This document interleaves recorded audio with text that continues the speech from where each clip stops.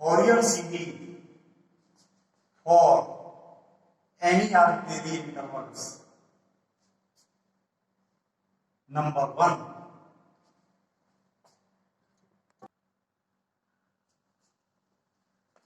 Fourier series of the function fx in the interval alpha to alpha plus 2c. x की limit alpha से लेकर के alpha plus 2c तक जा रही है और यहाँ पे इक्वल हो या ना हो, यानी कि क्लोज इंटरवल हो या ओपन इंटरवल हो, कैसा भी हो। तो इसके लिए Fourier series is fx equal to कितना, वेयर इसमें जो आ रहे हैं a0, an and bn are Fourier constants given by these Euler's फॉर्मूले। तो ये जो इंटरवल है इसकी हम रेंज देखें,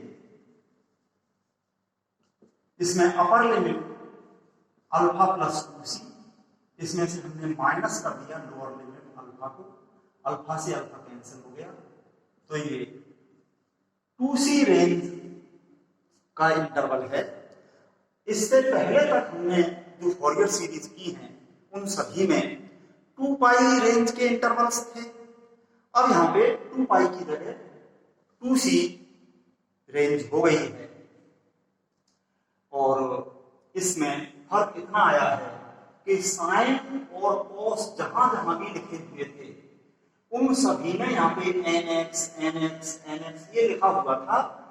तो इसकी जगह पे n pi x upon c हो गया है, यानी n तो अपनी जगह पे है, x की जगह पे पाई x अपॉन c हो गया है। इसको अभी मैं आगे एक तरीके से समझाऊंगा तो उससे याद कर लेंगे, और बाकी बिल्कुल उसी तरह से सारे फॉर्मूले हैं। ये हमने फोरियर सीरीज ले ली fx equal to constant term a0 plus sigma n equal to 1 to infinity an into cos n pi x upon c plus sigma n equal to 1 to infinity bn into sin n pi x upon c, where a0 equal to 1 upon full range जो 2c है यहाँ पे हमने बताई है वो यहाँ पे आ जाती है, और इंटीग्रेशन की लिमिट तो सभी में वही होगी जो कि इंटरवल की लिमिट है। पहले भी ऐसा ही होता था, बिल्कुल जहां जो भी लिमिट है इंटरवल की वही इन सभी में इंटीग्रेशन की लिमिट है। और a0 का कोफिशिएंट 1, तो इसमें 1 का मल्टीप्लाई किया यानी कि कुछ भी नहीं किया, इंटीग्रेशन कर दिया, ये आ गया। an की वैल्यू देखने के लिए an का coefficient cos n pi x upon c का इसमें मल्टीप्लाई किया, तो ये fx इनटू इतना, इसका इंटीग्रेशन कर दिया। और सिमिलरली bn में साइन है,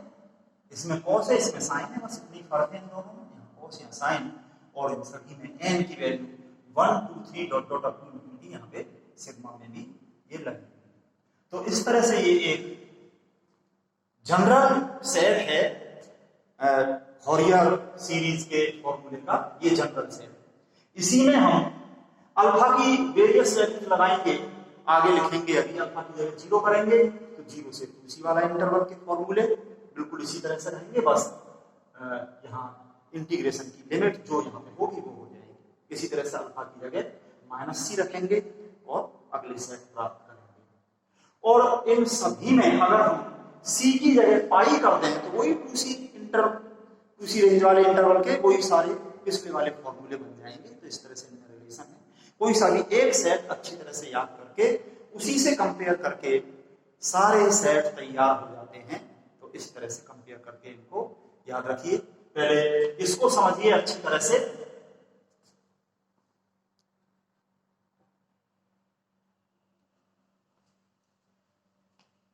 जब इस पूरे सेट में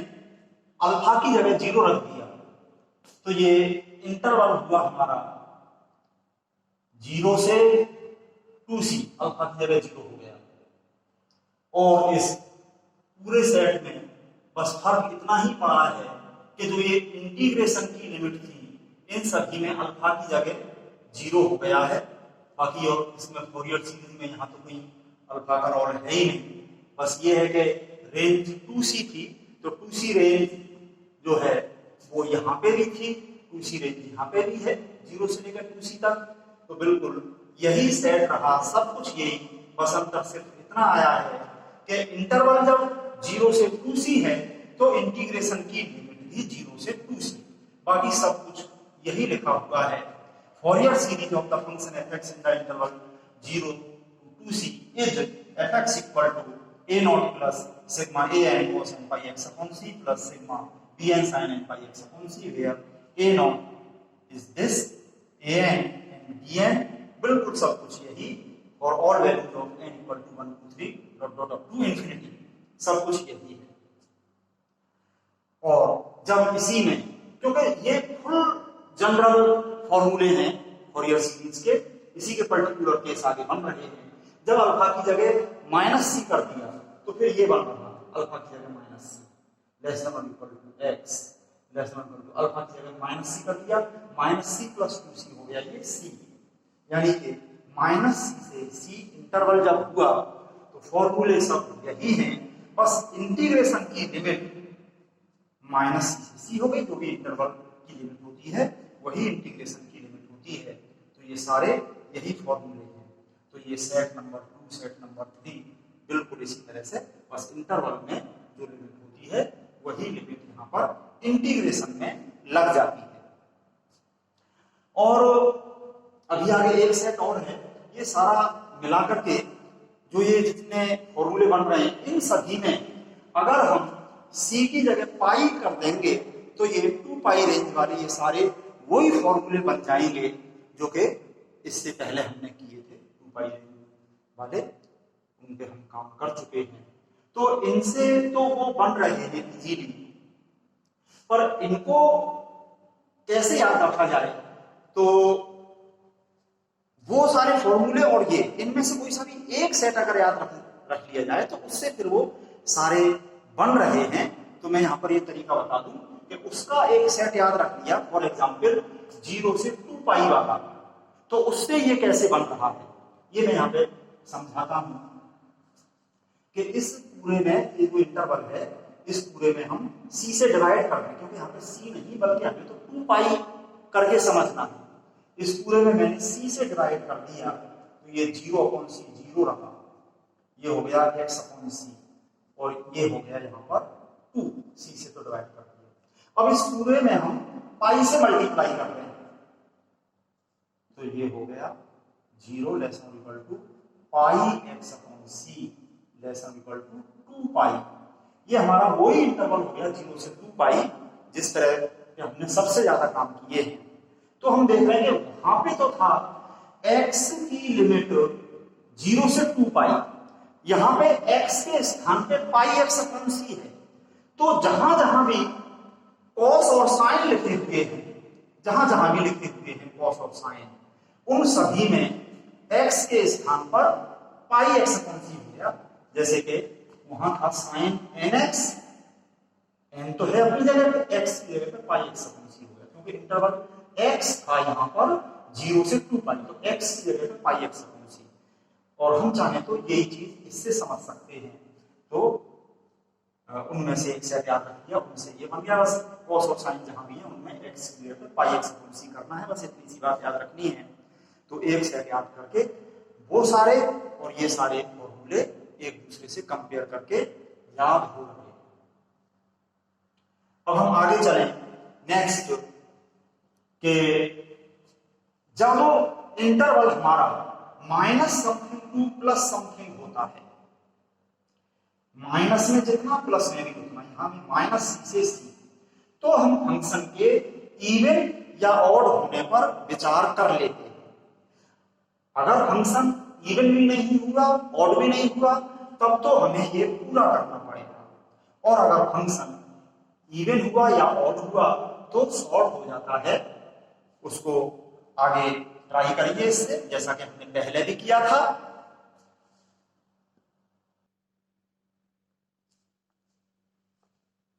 ये थर्ड नंबर में जबकि फंक्शन डिफाइंड है in the interval -c to c, इसके अंदर case first, when function fx is an even function of x, then a not जो होगा इसमें हम देख रहे हैं इंटीग्रेशन में ये -c to c fx dx जो इंटीग्रेशन है, जब fx इवन फंक्शन है x का तो डेफिनेट इंटीग्रल की प्रॉपर्टी से ये हो जाएगा 2 into 0 to c। तो ये 2 से 2 कैंसिल हो गया और ये बन जाएगा a naught equal to 1/c integration 0 to c fx dx। आगे देखें, ये cos तो इवन ही होता है हमेशा और fx इवन हमको दिया हुआ है, तो ये इवन इंटू इवन, ये पूरा fx into cos n pi x upon c ये इवन फंक्शन हो गया पूरा का पूरा। और डेफिनेट इंटीग्रल की इसी प्रॉपर्टी से ये इवन फंक्शन का इंटीग्रेशन -c टू c में ये हो जाएगा 2 इंटू 0 टू c, तो 2 यहाँ पे आ गया, ये an equal to 2/c integration की लिमिट 0 से c, बाकी ये लिखा हुआ है। और bn में देखें, साइन तो हमेशा ऑड होता है और fx दिया हुआ है इवन, तो ये इवन इंटू ऑड, ये पूरा कुल मिला के ये ऑड हो गया। इस फर्स्ट केस की बात कर रहा हूं, इस फर्स्ट केस में ये ऑड है और ये इवन है, तो ये ऑड का इंटीग्रल -c से c में ये 0 हो गया, 0 इंटू इतना ही सारा 0, ये bn 0 हो गया इस केस में। तो हमारी फॉरियर सीरीज है वे केवल fx equal to a naught plus sigma an cos n pi x upon c, और ये bn 0 होने से ये खत्म हो गया, बस यहीं तक लिखा है मैंने, और वेयर करके a नॉट जो अभी मैंने बताया था और an जो बताया है वो लिख दिया, bn की जरूरत नहीं। इसी तरह से इसका second case, when fx is an odd function of x, then समझिए इसमें जब fx ऑड है तो डेफिनेट इंटीग्रल की उसी प्रॉपर्टी से जो हम बार बार यूज कर रहे हैं, ये ऑड फंक्शन का इंटीग्रेशन -c से c में ये 0 हो गया, 0 इंटू इतना ही सारा 0, यानी कि a नॉट 0 हो गया, तो इसमें ये a नॉट लिखने की जरूरत नहीं है, a नॉट 0। इसी तरह से ये देखें हम an fx, इस केस में fx ऑड है, cos हमेशा इवन होता है, तो ये ऑड इंटू इवन, ये ऑड फंक्शन हो गया, यहां पे मैं ऑड लिख देता हूं, ये केवल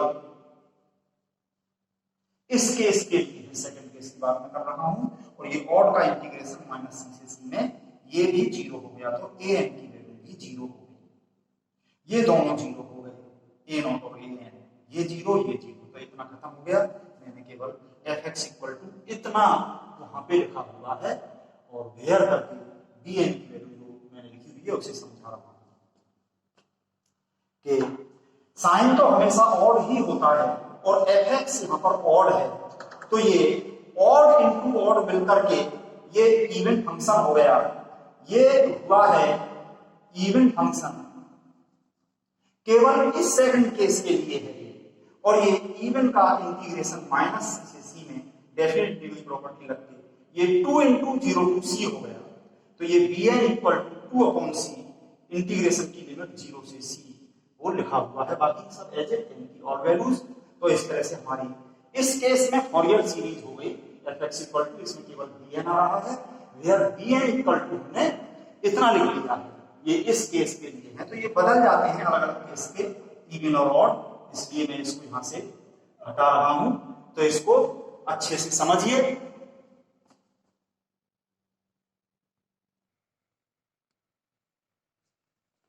last number 4,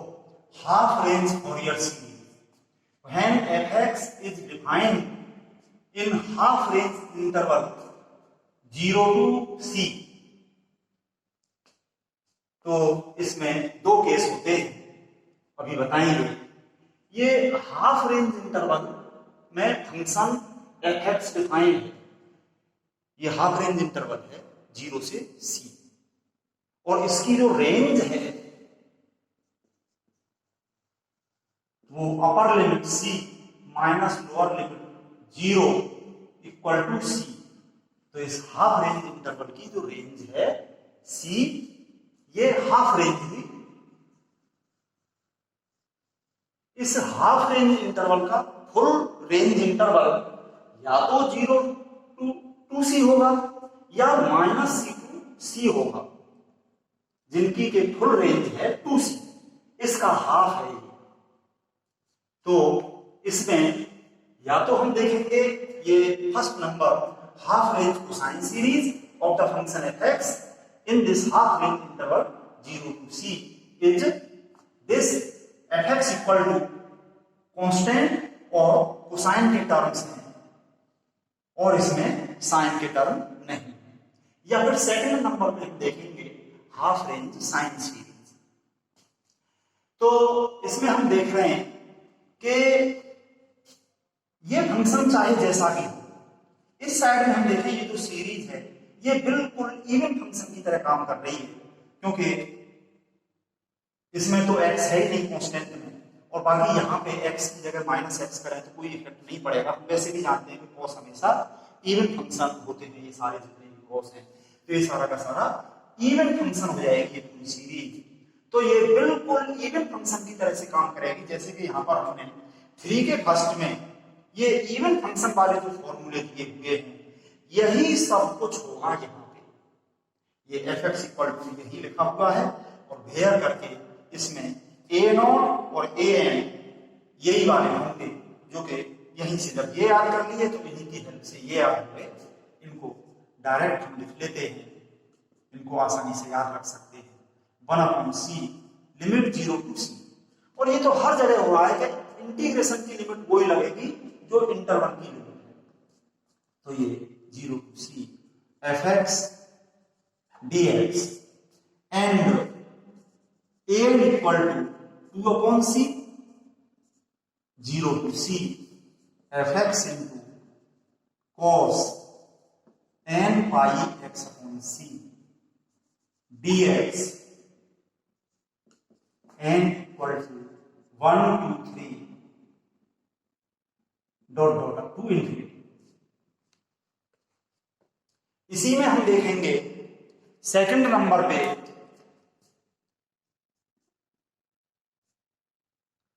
half range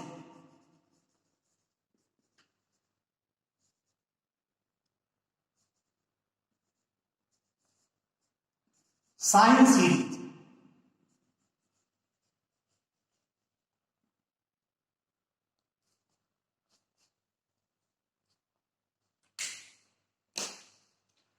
half range sine series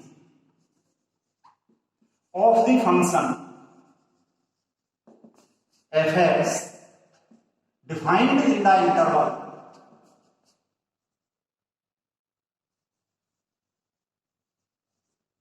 यही हाफ रेंज वाला इंटरवल 0 to c इज, यानी कि half range sine series is fx equal to sigma n equal to 1 to infinity bn sin n pi x upon c where bn equal to यही जैसा कि an था, यहां पे cos था, यहां पे sin है, बस इतनी फर्क है। 2/c इंटीग्रेशन लिमिट तो हुई 0 to c fx इंटू बस यहाँ cos यहाँ sin हो गया n pi x upon c dx for all values of n 1 2 3 dot dot up to infinity. तो ये बिल्कुल और फंक्शन की तरह से काम कर रहा है, जैसा कि हम देख रहे हैं ये साइन हमेशा और फंक्शन होते हैं, एक्स की माइनस एक्स रखें तो sine minus theta is minus sine theta, negative sine बाहर आ जाएंगे, तो ये और फंक्शन की तरह से काम करेगा भले ही एफ एक्स कैसा भी हो। तो और फंक्शन वाले ये जो हैं बिल्कुल यही चीज यहाँ पे काम कर जाएगी, बिल्कुल ऐसे लिखा हुआ है, देख लीजिए एफ एक्स इक्वल टू इतना, where b n equal to यही लिखा हुआ। तो यही सेम चीज हम दोनों जगह यूज करेंगे, और इंटरवल में यहाँ पे चाहे इक्वल हो चाहे इक्वल ना हो, खाली इतना हो 0, भले इतना हो 0 से x लेस देन c, या फिर इनमें यहाँ पे इक्वल नहीं होता, यानी कि ये क्लोज इंटरवल है, इक्वल लगे हुए हैं, यानी एंड पॉइंट्स की उसमें इंटरवल में शामिल है, और इनमें एंड पॉइंट इंटरवल में शामिल नहीं है, वो ओपन इंटरवल कहलाते हैं। तो कैसा भी हो, जैसा होगा हम लिखेंगे वैसे ही, और जो है फॉर्मूले हमारे सारे यही रहेंगे। तो नेक्स्ट वीडियो में हम इसके एग्जाम्पल करके दिखाएंगे। अभी इन फॉर्मूलों को सभी को अच्छी तरह से समझिए और याद करिए। कहीं भी कोई प्रॉब्लम हो तो पूछिए।